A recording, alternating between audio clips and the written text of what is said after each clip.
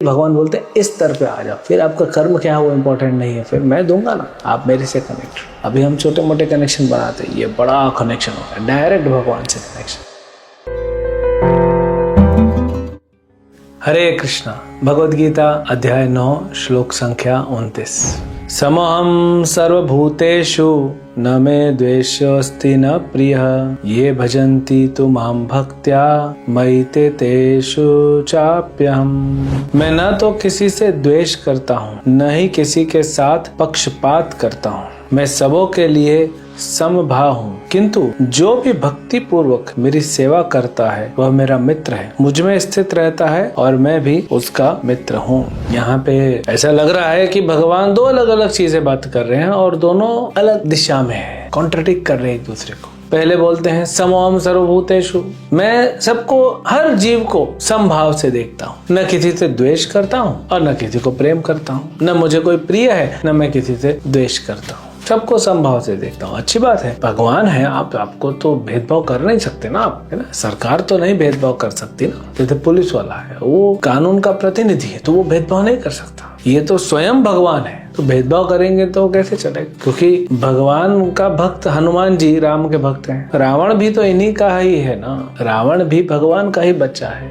जैसे सुग्रीव है, तो भेदभाव भगवान कर ही नहीं सकते। रावण को मार दिया, सुग्रीव को बचा लिया। ये भगवान चौथे अध्याय में 11वें श्लोक में भगवान बताते हैं, ये यथा माम प्रपद्यन्ते, जो जैसा मेरे पास आएगा। रावण आया था लड़ने के लिए, मैंने लड़ा। सुग्रीव शरण लेने आया, मैंने शरण दी।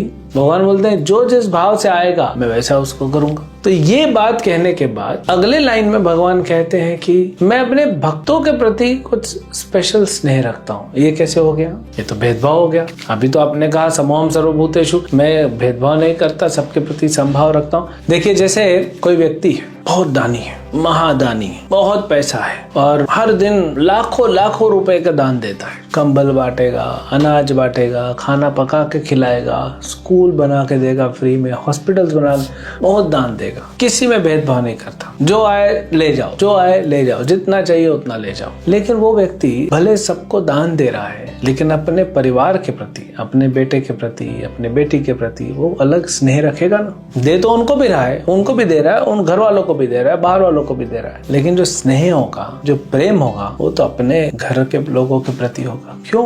क्योंकि बाहर वाले उसके साथ उतना ही संबंध रखे हैं कि हमारा अन्नदाता है, कि हमको वो देता है, हमको पालता है। लेकिन घर वाले उतना ही संबंध नहीं रखते हैं कि हमको अन्नदाता है, हमारा ध्यान रखता है, बल्कि वो उससे प्रेम भी करते हैं, स्नेह रखते हैं। तो इसीलिए वापसी में वो भी स्नेह करता है, वो भी प्रेम करता है। तो भगवान यही बोल रहे हैं, स्वाभाविक है, भगवान सबको दे रहे हैं। देखिए, बारिश है, बारिश पत्थर पे भी हो रही है, बारिश समुद्र में भी हो रही है, बारिश आजकल की लैंग्वेज बोले तो रोड पे भी हो रही है जहाँ जरूरत नहीं है, और खेतों में भी हो रही है, सब जगह बारिश हो रही है। तो भगवान ऐसे ही हैं, बादल के जैसे, सब जगह आशीर्वाद देते हैं। लेकिन जो भगवान से प्रेम करता है ना, भक्त है भगवान का, भक्ति करता है, उसको भगवान स्पेशल देते हैं। ये कोई कर्मों का नहीं है। जो भक्त होते हैं ना, शुद्ध भक्त होते हैं। देखिए, शुद्ध भक्त जो होते हैं, जो भक्ति करते करते करते करते इतने ऊपर स्तर पे आ जाते हैं कि वो भौतिकता उनको छू नहीं पाती। जैसे अब मान लीजिए हवाई जहाज है, तो एयरपोर्ट पे खड़ा है, छोटे छोटे रोड से आता है, फिर वो बड़े रनवे पे आ जाता है। तो मान लो बारिश का मौसम, तो बारिश हो रही है, वो गीला हो रहा है, लेकिन धीरे धीरे जब वो आगे बढ़ता है, स्पीड पकड़ के जब उड़ता है तो भी बारिश हो रही है, और उड़ता है फिर भी बारिश हो रही है। ऐसा करते करते कुछ किलोमीटर ऊपर चला जाता है, 4-5 किलोमीटर ऊपर चला, फिर वो बादलों के ऊपर निकल जाता है। फिर वहाँ बारिश नहीं, वहाँ अंधेरा नहीं है। अगर दिन का समय है, बादलों का अंधेरा नहीं है, वहाँ सूर्य की तेज रोशनी चमक रही है, हर जगह सिर्फ प्रकाश है। तो जो भगवान के भक्त भक्ति करते करते भौतिक संसार के बादलों से ऊपर निकल जाते हैं, जहाँ उनको बारिश नहीं है, बादलों का अंधकार नहीं है और सूर्य की चमक में है, ऐसे भक्त हमेशा कृष्ण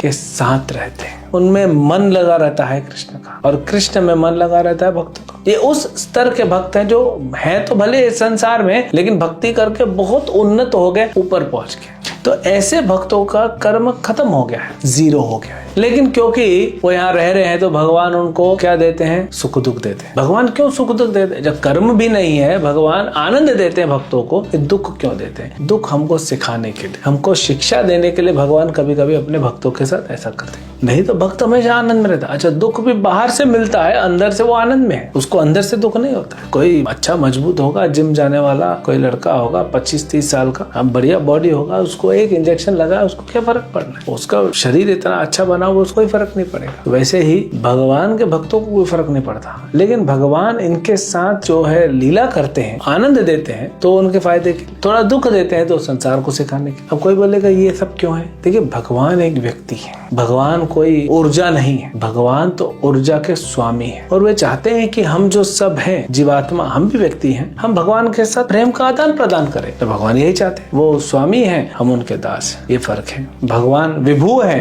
अनंत, हम अणु हैं, बहुत छोटे से। भगवान पूरी सृष्टि कंट्रोल करते हैं और हम सृष्टि के द्वारा कंट्रोल होते हैं। भगवान नियंता है, हम नियम में रहने के लिए बने। फिर भी भगवान अपने साथ हमारे संबंध को बनाना चाहते हैं, प्रेम के संबंध को। तो जब प्रेम का संबंध होगा तो भगवान ये नहीं देखेंगे इसका क्या कर्म है, वो कर्मों से कहीं ज्यादा भी देते हैं और कुछ चीज जो हमने मेहनत की मिलने वाली हो सकता है वो भी ना मिले। ये तो भगवान की इच्छा है। भगवान अपने भक्तों के साथ ऐसे आदान प्रदान करते हैं। तो दो इसमें जो कैटेगरी है, एक तो भगवान कृष्ण सबके प्रति संभाव रखते हैं, किसी से द्वेष नहीं, ईर्ष्या नहीं, प्रेम नहीं, सबके प्रति संभाव रखते हैं। दूसरा जो कैटेगरी है वो शुद्ध भक्तों की है। देखिए, हमने कहा ना, परिवार के साथ जो स्नेह व्यक्ति का वो अलग है, भले दुनिया में दान देगा लेकिन परिवार के साथ स्नेह। तो भगवान का प्रेम है भक्तों के साथ। क्यों? क्योंकि भगवान के भक्त भगवान से प्रेम करते हैं, भगवान के भक्त भगवान के हृदय में रहते हैं और भगवान भक्तों के हृदय में रहते हैं, दोनों एक दूसरे के हृदय में रहते हैं। तो प्रेम का संबंध है। भगवान वही चाहते हैं कि हम उनके साथ प्रेम का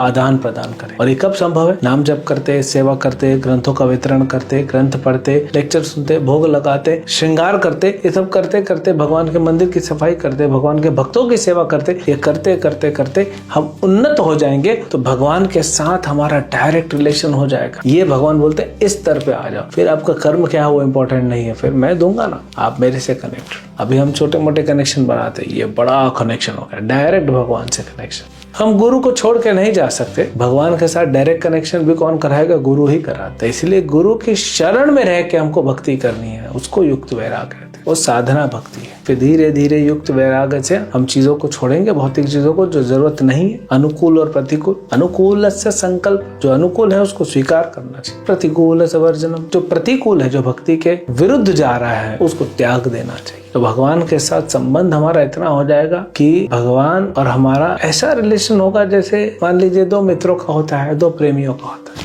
ये जो है पाप पुण्य से भी, शुभ से भी बड़ा है, इसको भगवान समझा रहे। तो भगवान चाहते हैं आप सब इस लेवल पे आओ और भगवान के साथ प्रेम का आदान प्रदान करो। हरे कृष्ण।